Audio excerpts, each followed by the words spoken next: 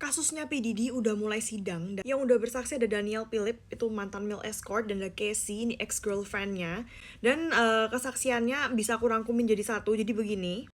Si Casey ini udah kenal Diddy dari umur 19 tahun, terus akhirnya kan pacaran. Terus di usia yang ke-22 tahun, Diddy tuh baru ngomong ke Casey kalau dia tuh suka ngelihat Casey main sama orang lain.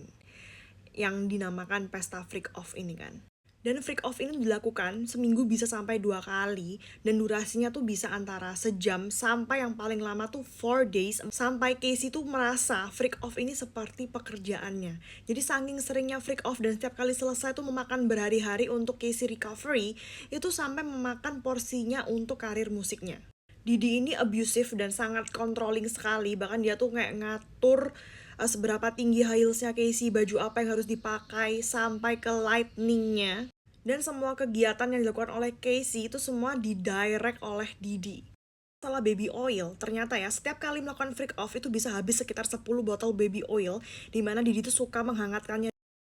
Dan setelah itu langsung dilumuri ke badan Casey dan badan male escortnya itu. Pokoknya Didi tuh mau kelihatan tuh kayak shining, glistening. Bahkan kalau kelihatan kering, Didi bakal minta stop dan menyuruh Casey untuk melumuri baby oil ulang. Bahkan si male escort si Daniel Phillip ini pernah cerita, dia sampai kaget juga ya, karena dia harus